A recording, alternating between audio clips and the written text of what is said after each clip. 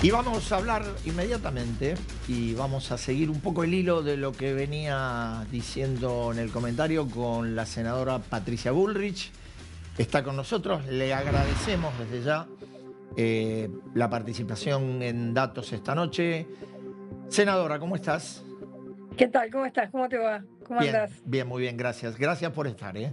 No, por favor, un placer. Eh, yo venía comentando, te pregunto tu impresión. Yo creo que desde el episodio Adorni, el gobierno entró en una suerte de inercia de la cual no puede salir, que se ha manifestado de distintas maneras, desde problemas de gestión hasta desacoples en el vínculo poder ejecutivo-poder legislativo.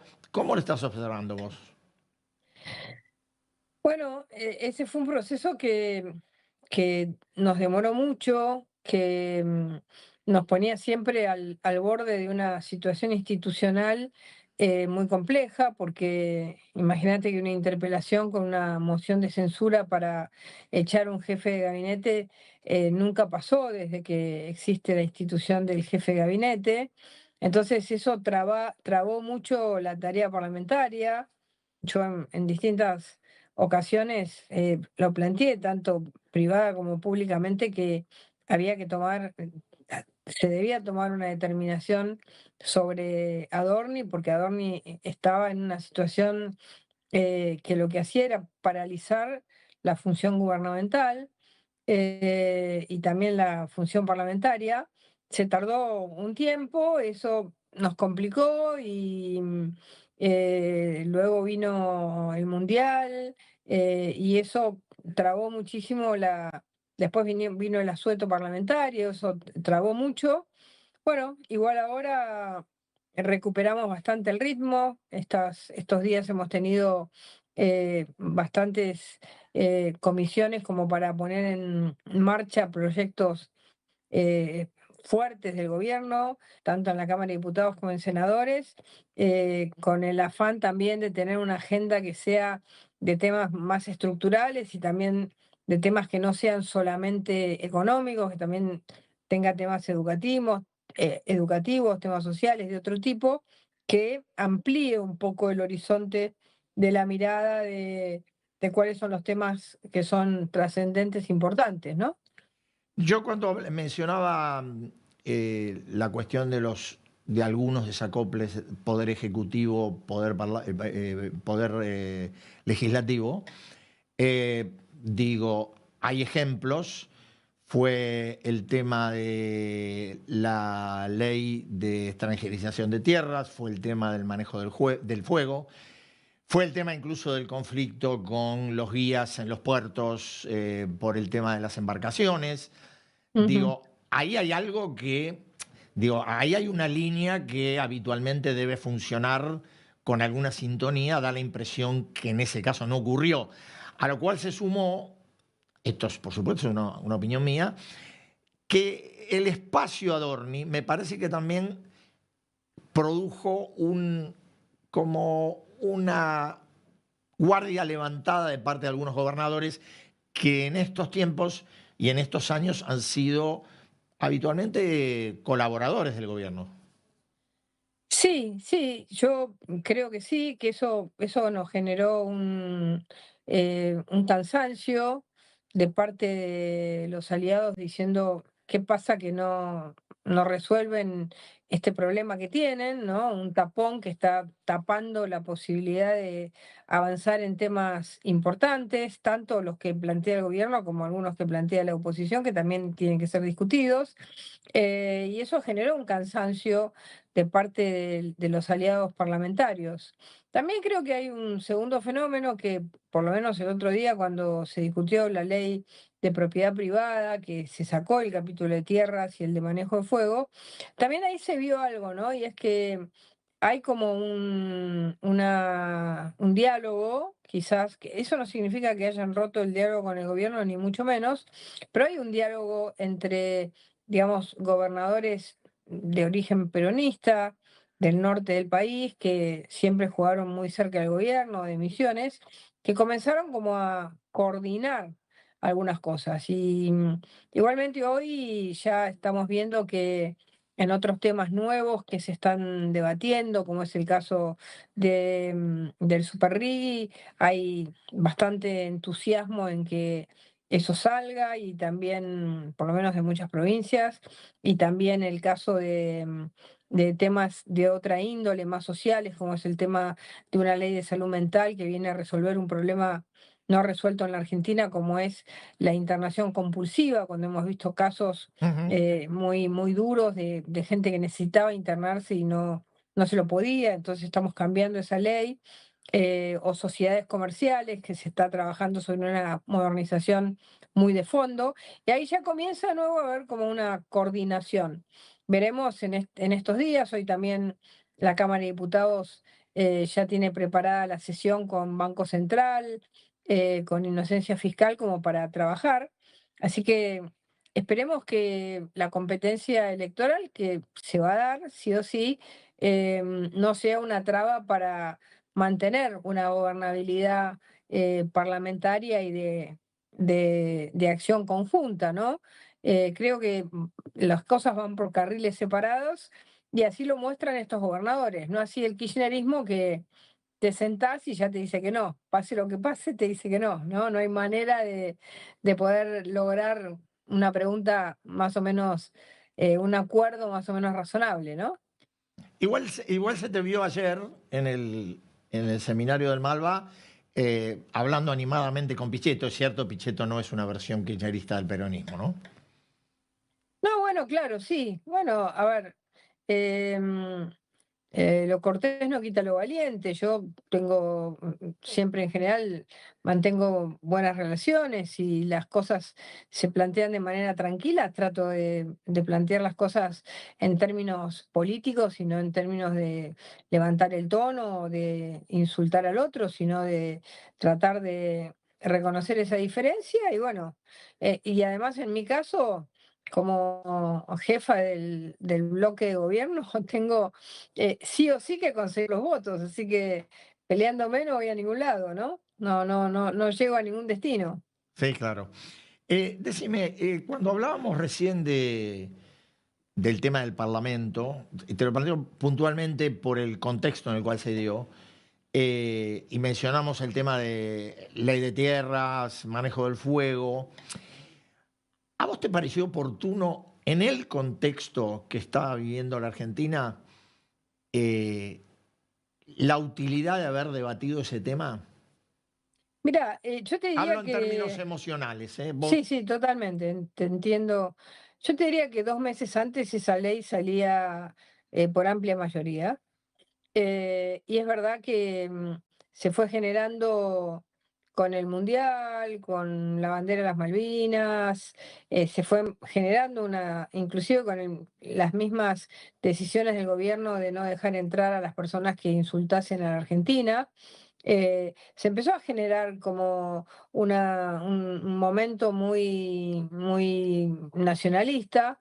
Ahora, nosotros lo pensamos mucho eso, y yo creo que ya cuando las cosas entran en una veta emocional, es mejor cortar por lo sano que meterlo en un cajón y no tratarlo. Si yo para mí era mejor amputar esos capítulos y votar otros capítulos importantes como expropiaciones, desalojos, digamos, el ordenamiento de todo aquel que tiene un título y que por 10 años lo ha vivido pacíficamente y puede tener, todo aquel que tiene una casa y que en 10 años puede tener un título. Entonces, yo prefería hacer eso porque si vos guardás eso en el cajón, siempre te van a venir a decir cuándo lo sacás, qué va a pasar. Entonces no se termina nunca la discusión. Entonces, a mí me pareció mejor discutirlo, ahora ya no se discute más de eso y pasamos a otro tema. Entonces, era mejor sacárselo de encima, sabiendo que ibas a perder una parte de la ley, pero bueno, otras cosas salieron y como en la democracia nunca sacas el 100%, ¿no? Sacamos el 60% de la ley y bueno, era lo posible y también lo recomendable para no seguir discutiendo sobre un tema que todos iban a generar cada vez más desconfianza. Decime, vos recién decías, estamos retomando un poco la iniciativa en algunos terrenos, mencionabas el tema de la reforma de la Carta Orgánica del Banco Central. Digo, en términos estrictamente políticos, te menciono algo de último momento, última hora. ¿Vos crees que esta apertura de nuevo de Karina Milei con Mauricio Macri, la idea de juntar mañana a dos de cada lado, también puede servir para reavivar un diálogo que estaba un poco moribundo?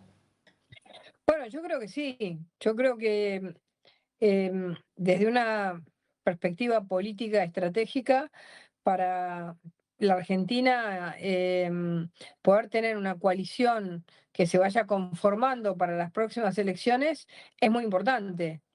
No solo para la gobernabilidad presente y para las cosas que el gobierno necesita ahora o que la oposición constructiva quiera plantear, sino también para el futuro.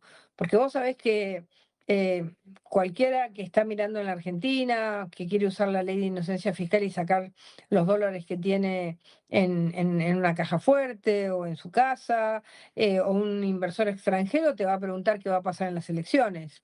Porque un año de tiempo muy poco, un año y medio. Entonces, para nosotros empezar a generar esa, ese acuerdo político, que no solo es con el PRO, también tiene que ser con el radicalismo y con algunas fuerzas provinciales, nos va a dar mucho más espacio de gobierno y de certeza para que va a influir positivamente en el ciclo económico que tiene que arrancar a mayor velocidad, ¿no? Ahora, ¿vos lo pensás como un acuerdo electoral o como un acuerdo de gobernabilidad para los próximos 4 años? Yo siempre pienso que no hay rumbo económico sostenible sin una plataforma política bien construida. Me parece que todavía esta coalición no está bien construida. Bueno, sin duda, fíjate el año pasado, ¿no? Es decir, perdimos los acuerdos políticos que se habían tejido en el Congreso y estuvimos al borde del precipicio mirando para abajo. Entonces, es evidente que la fortaleza política te ayuda muchísimo a que la economía se ordene más rápido y marche más rápido de lo que hoy por ahí sienten los argentinos, que todavía no les llegó lo que esperan del gobierno, que es una mejor calidad de vida en cada familia. Entonces, o en las empresas, en todos. Entonces, sin duda que hoy tejer y trabajar bien sobre esta alianza política, generar certezas de que no está atada con alambre, que es algo serio, que, que todos tienen que ceder algo y todo el mundo tiene que ser amplio y generoso para poder construirla. Me parece que es una clave que nosotros necesitamos sí o sí. Eso se llama, tiene una palabra que es confianza, ¿no? Digo, Claro, sí. que es lo que la Argentina, y no lo digo por este gobierno, que la Argentina no ha sabido construir, por lo menos en los 40 y pico años de democracia. Confianza acerca de cómo se ve a la Argentina, ¿no? Sí, claro. Sí, sí, sí. Sí, a ver, nada te ata jurídicamente a que vos construyas hoy una coalición y la mantengas hasta eh, agosto del año que viene. Solamente la confianza. No hay nada jurídico, nada, nada que vos puedas hacer que la mantenga si no construís esos lazos de confianza.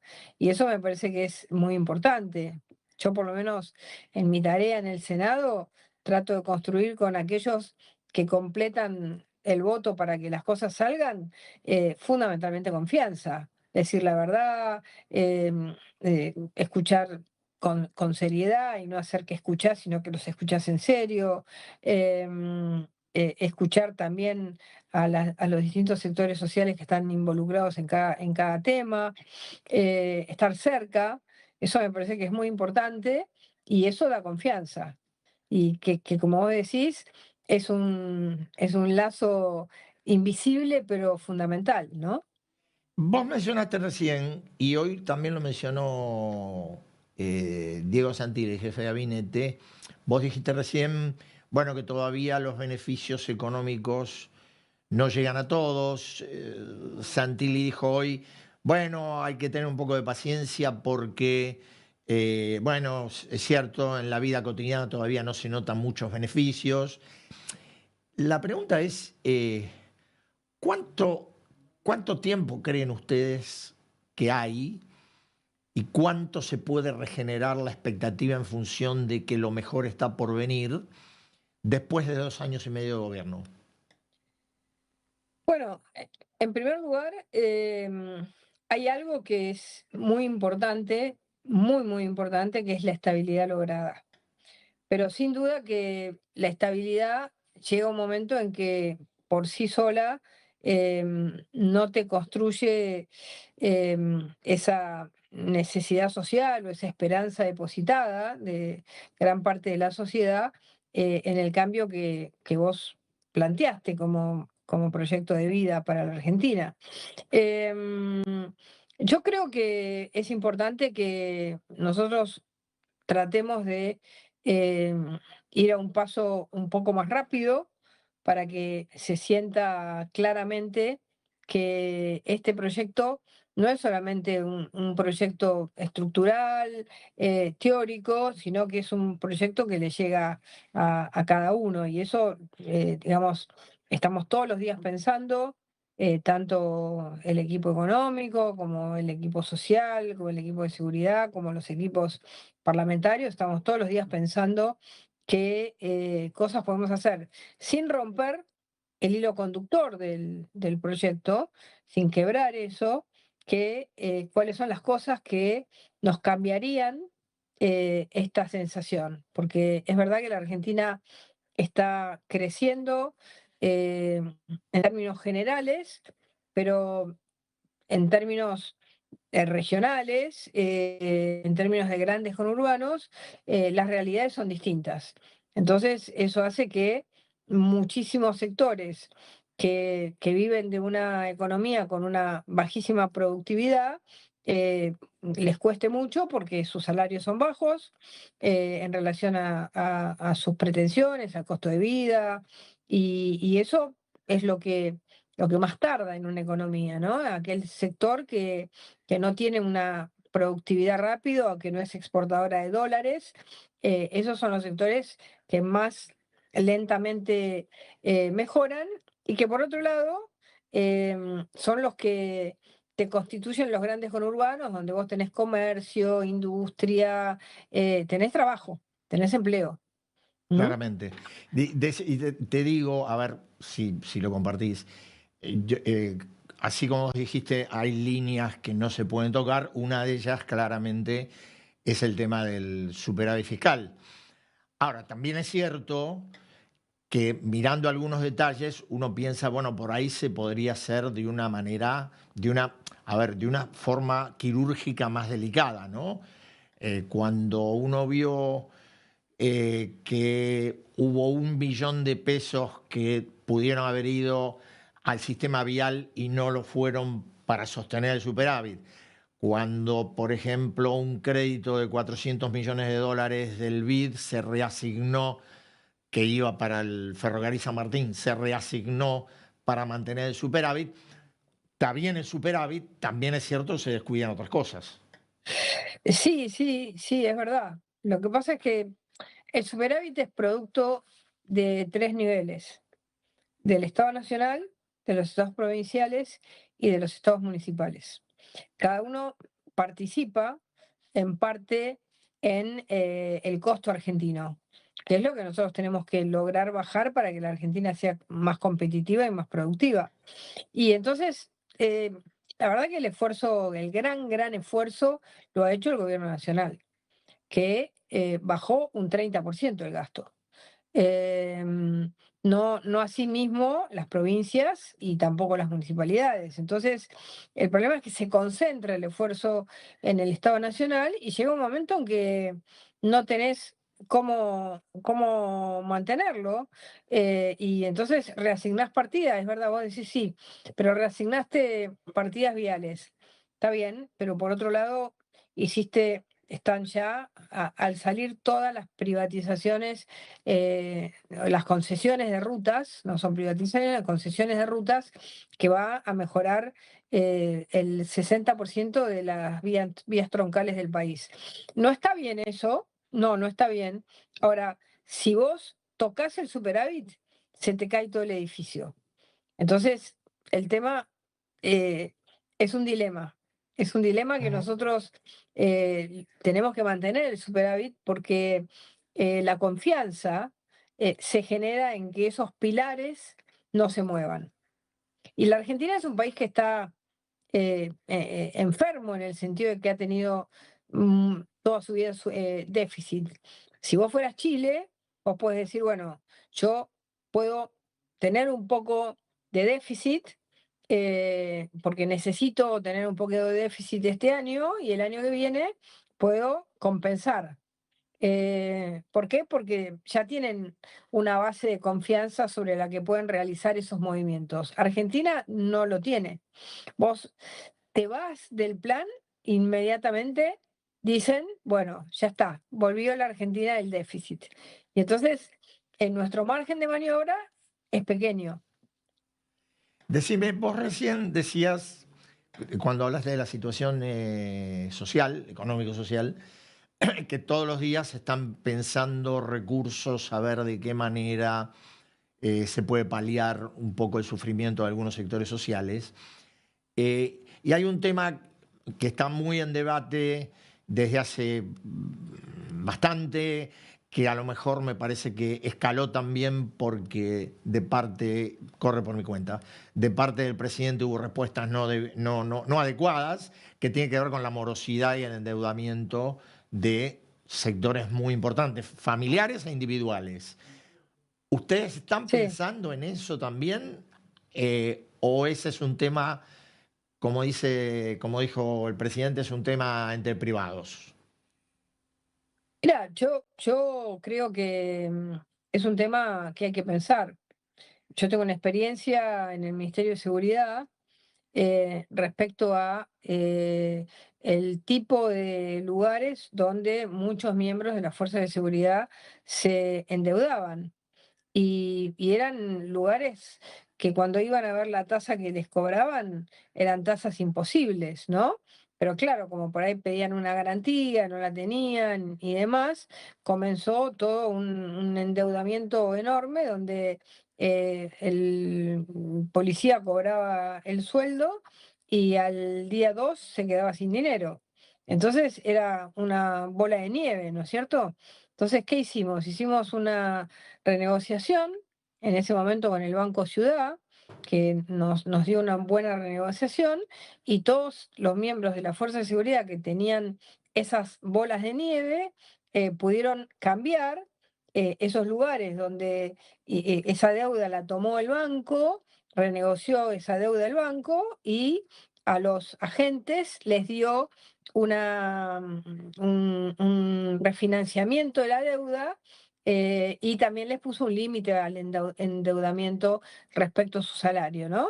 Es una experiencia que yo creo que, y lo hicimos con un banco público, digamos, como es el Banco Ujú. Ciudad, yo creo que tanto los bancos privados como los bancos públicos pueden trabajar, porque vos podés conocer una billetera virtual, pero hay 200 y hay 5.000 lugares donde vos podés pedir préstamos y cuando querés acordarte, la tasa de ese préstamo es imposible de pagar. Entonces, realmente yo creo que ahí hay un rol que tienen que jugar los bancos, tanto los bancos privados como los públicos, que pueden ayudar, como esta experiencia que tuvimos nosotros con la Fuerza de Seguridad, que fue muy positiva, porque, claro, cambiar una deuda que te lleva el 100% de tu salario a una deuda del 20% a más largo plazo, pero que te queda el 80% para poder vivir durante el mes, es un cambio y es una posibilidad. Así que hay maneras de hacerlo. y creo que por lo menos la experiencia que nosotros tuvimos fue una experiencia positiva y replicable, ¿no? Decime, entramos un poquito en el campo electoral. Dale. Eh, la pregunta de rigor, paso sí, paso no. Bueno, mira, el gobierno mandó un proyecto para que no haya paso. Para Ahora, que se suspendan, para que se eliminen. para que se eliminen, el proyecto del gobierno es eliminarlo. Em, de mínima, suspenderla. Tiene, por lo menos para este año electoral, el mismo efecto. Pero lo tenés que discutir cada elección, porque la vez pasada también se suspendió. Em, ese es el objetivo. Ahora, es un objetivo que necesita mayorías absolutas en las dos cámaras. Vos sabés que las reformas electorales necesitan de mayorías absolutas. Entonces, para eso uno se pregunta, ¿el huevo o la gallina? ¿Qué viene antes? ¿El acuerdo político y después la reforma electoral? ¿O la reforma electoral y después el acuerdo político?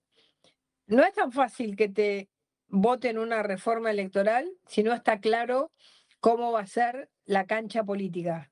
Ponele que el kirchnerismo tenga su cancha y decida lo suyo, pero lo que pueden ser, digamos, aliados de una coalición política que esté, digamos, con cabeza en el partido de gobierno, necesita justamente construirse para que la discusión electoral tenga sentido.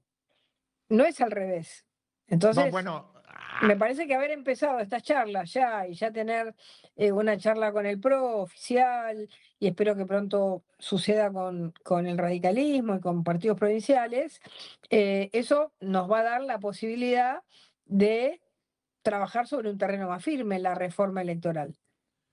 bueno, ¿qué les pasa? Le puede pasar con el PRO, puede pasar con el radicalismo también. Exactamente, sí, digamos, si vos, como decíamos antes, si existe un acuerdo y todos confían en ese acuerdo, nos vamos a poner de acuerdo en cuál es la mejor regla electoral. Eh, si no, cada uno va a actuar de acuerdo a su conveniencia. Y bueno, y por ahí, para algunos, la conveniencia es mantener las PASO y no terminar con las PASO. Para el gobierno, lo mejor es no tener PASO para tener más tiempo de gobierno, porque las PASO te restan como 4 meses de gobierno. Ahora, y si yo te pregunto, esto es un juego de abstracción, yo te pregunto, si vos te apartaras del lugar donde estás y no te ubicaras tampoco en la oposición, ¿qué crees que las PASO, si te parece, le sumaron o no al sistema democrático argentino, al sistema Pero, electoral? bueno, a ver, en mi caso individual yo gané unas PASO, con lo cual tuve la posibilidad de ganar unas PASO contra quien era el jefe de gobierno de la Ciudad de Buenos Aires, con un aparato enormemente diferente al mío, y las gané. Ahora, si yo lo miro desde una perspectiva más general, te diría que, por ejemplo, las PASO en el 2019 fueron una catástrofe, porque tuvimos unas PASO donde nadie compitió contra nadie, fue como una primera vuelta electoral y eso generó una crisis económica que hizo subir el dólar un 50% en un día y empobreció a todos los argentinos. Porque el tiempo entre esas pasos, la elección, bueno, ya no hubo balotaje, pero digo, es muy grande. Entonces genera incertidumbres y cuando nadie compite contra nadie, es una elección, ya deja de ser unas PASO. La lógica sería que cada partido tenga su primaria, como en Estados Unidos, cada partido tiene su primaria en el tiempo que quiere y cuando quiere, y sin que eso perturbe a otros. Entonces, eso sería lo ideal, porque algún mecanismo de selección de candidatos tiene que haber. No puede ser que, digamos, los partidos tengan una persona que elija los candidatos. Tiene que haber sistemas. Eso hace a las instituciones partidarias, que además están en la Constitución. Pero las PASO han sido, han tenido algunos elementos positivos, pero muchos elementos negativos, cuando nadie competía contra nadie. Pero vos dijiste una cosa que es importante, porque tiene que ver mucho con la cultura política argentina, es decir, esto de elegimos los candidatos a dedo. Algún mecanismo debe haber para que los candidatos Absolutamente. surjan con algún respaldo popular. Por supuesto, por supuesto. Y ya no alcanza el sistema de afiliación, que es un sistema totalmente antiguo. Este proyecto de ley tiene un sistema de afiliación digital mucho más razonable, que va en contra del fraude, de todos los fraudes que ha habido con las fichas electorales. Tiene mucho de modernización también, de que la Argentina no tenga 800 partidos, porque no hay 800 ideas, ni 800 ofertas electorales. Entonces, los partidos terminan siendo en muchos casos un kiosco de alguna persona. Entonces, todo eso hay que ordenarlo. Y esta ley trae también ese orden que es importante. Pero bueno, vos viste que cuando se discute una ley, de golpe hay un montón de cosas positivas, pero queda clavada en un punto y ese punto parece que es toda la ley, ¿no? Y te tapa todo. Sí, sí. Entonces, esto también está pasando con la ley electoral, porque todo lo que trae la ley electoral de modernización, de emprolijamiento del sistema de partidos es muy bueno, pero es como, bueno, todo bien, pero ¿cuál va a ser el método electoral? Entonces, Patricia, vos imaginás como alguien dijo, usando una metáfora, que el año que viene puede ser para el gobierno un paseo por el parque? no, no, no, yo nunca creo que las elecciones son un paseo por el parque. Yo creo que pueden ser elecciones competitivas. Me parece que siempre hay que cuidarse, hay que trabajar mucho para que reconstruir, digamos, un gobierno empieza con una mística muy alta, y no solamente le pasa a este gobierno, también le pasó a Alfonsín, le pasó a Macri, digo, para decir los gobiernos, bueno, el de la Rúa se fue antes, digo, reconstruir esa mística, generar un porqué, un para qué, es siempre importante, que la gente crea, confíe, la confianza social. Hablando de confianza, es la más importante de todas. Entonces, eh, siento que esos son como los temas centrales, medulares de lo que nosotros tenemos que reconstruir en este momento, ¿no? Y esas cosas, el tiempo desgasta y cada vez el tiempo tiene menos valor, ¿no? Antes uno decía, bueno, 4 años de gobierno, bueno, y ahora todo se resuelve en segundos, ¿no? Resolvés todo en muy poco tiempo. El tiempo no es lo mismo que al principio de la democracia. Bueno, Eh, los últimos tres presidentes no lo eligieron. claro, los últimos 3 presidentes no reeligieron. Si uno toma desde 1983, desde Alfonsín, Alfonsín se tuvo que ir antes y Menem asumió antes de tiempo. De la Rúa se fue mucho antes. Macri no reeligió. Y entonces, vos decís, la reelección presidencial en el peronismo, el único que no religió fue Alberto Fernández, de los electos, ¿no? No, no lo cuento a Dualde, digo de los Mm. electos.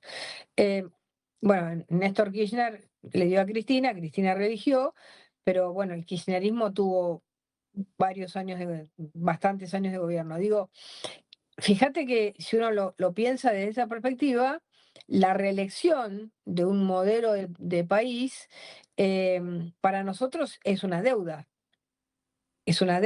porque religió siempre el peronismo y las propuestas eh, republicanas, democráticas, no. Sí. Entonces, es como un punto que hay que pasar. Si no pasas ese punto, si no pasas ese aro de fuego, eh, bueno, realmente es como que todo lo que hiciste puede fracasar, ¿no?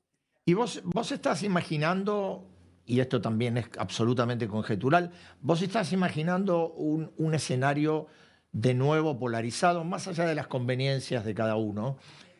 ¿O crees que puede existir por ahí, más allá de la competitividad, puede existir algo menos extremo que lo que caracteriza desde hace bastante las elecciones en la Argentina? Mira, por lo que yo voy viendo en todas las elecciones, eh, digamos, algunas veces las primeras vueltas no son, eh, digamos, en las primeras vueltas se pueden expresar más de dos fuerzas, pero, digamos, empieza como la tercera fuerza, la que es menos competitiva o la que no tiene menos posibilidades de llegar al balotaje, va perdiendo en el camino aliados que van pasando a la segunda, a la mejor segunda opción. Entonces, eso genera una primera polarización, aunque puede existir una tercera fuerza, y luego en el balotaje, bueno, ya sabemos, la polarización es total y absoluta, eh, pero las terceras fuerzas pierden mucho en el camino, ¿no? Si uno mira, por ejemplo, no sé, en las últimas elecciones, la elección de Colombia fue voto a voto, la elección de Perú fue voto a voto. La elección de Chile tuvo más diferencia, Kast ganó por una diferencia bastante más considerable, em, pero es decir, la realidad de, de la polarización se está dando en todos lados, ¿no? Y nosotros venimos hace muchos años en esta misma lógica y me parece que va a ser la lógica predominante. No, te lo preguntaba porque cuando hablabas, y hablábamos antes del tema de la construcción de una plataforma política, de la confianza, la idea de los no extremos también ayuda a la confianza. No te entendí. Que la idea de los no extremos Sí, también ayuda a construir confianza en cualquier país. sí, sí, sí. Lo que pasa es que, bueno, a ver, eh, acá el fenómeno del kirchnerismo, eh, esto ya viene de larga data en la historia argentina, pero vayamos a los tiempos modernos, no nos vayamos a la historia del nacimiento del peronismo y demás. No, no, Eh, no. eh, en en la democracia, em, las elecciones siempre fueron muy polarizadas en las primeras elecciones había dos partidos y punto, ¿no? Peronismo, radicalismo, Sí. peronismo, la alianza, que eran 50-50 o 50-40, y luego eso se transformó en coaliciones que vinieron a ocupar un poco el mismo espacio social que ocupaba antes el radicalismo o el peronismo, digamos, en cuanto a cantidad de votos, a los sectores sociales que te votan. En por supuesto que eso en determinados momentos se, se desarmó, ¿no? Es decir, y hubo momentos en los que no hubo Sí, sí, sí. competencia. Hubo elecciones donde no hubo competencia, prácticamente porque el segundo partido sacaba el 25% de los votos, entonces esas no son elecciones competitivas. Pero la polarización hoy también ha tomado un tinte, te diría, de vuelta a la ideología, a la discusión de ideas, mucho más profundo, ¿no? Porque, digamos, el gobierno del presidente Milei tiene mucha nitidez en lo que quiere, y eso hace que el peronismo, el kirchnerismo, también remarque muchas más sus características de estatista, digamos, de cuáles son sus características esenciales. Entonces, es como que el choque de civilizaciones se muestra mucho más profundamente, ¿no? Patricia, ¿cómo es lo de tu candidatura, tu posible candidatura? Vos dijiste, después que Milei sea reelecto, yo quiero ser candidata. Bueno, es un juego, pero bueno, ¿cómo sería y qué pasaría si Milei no es reelecto? Bueno, a ver, como te dije recién, em, la no reelección de este proyecto para nosotros sería muy negativo porque ya el otro día escuchando al gobernador de La Rioja que dice, venimos con una, digamos, motosierra y rompemos todo, te das cuenta que sería un gran retroceso para la Argentina, ¿no? Es decir, esta idea de yo vengo y destruyo todo.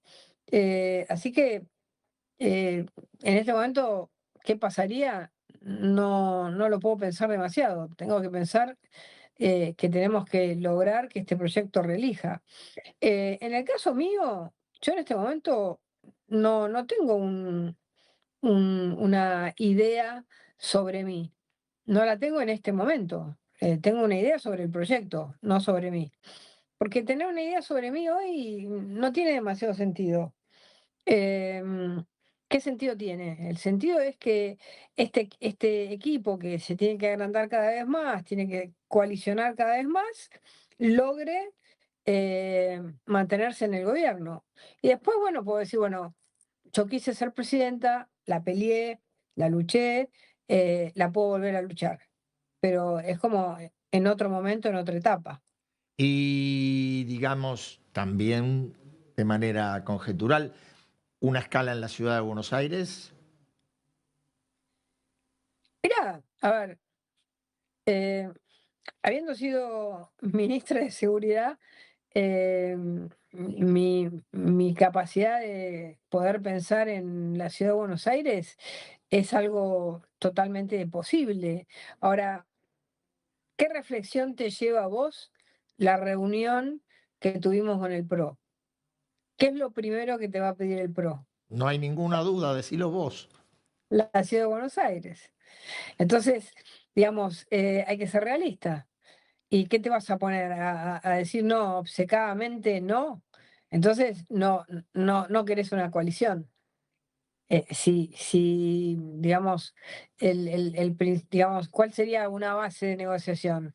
Que todos aquellos que hoy manejan una determinada provincia, 5 gobernadores radicales, 3 del PRO, 2 que son cercanos a Juntos por el Cambio, elegidos por Juntos por el Cambio, como Orrego y Poggi, sean parte de una coalición. No sé si todos serán candidatos, podrá haber alguno que sea candidato de la Libertad Avanza, pero digo, esos distritos vos tendrías que como respetar ese principio.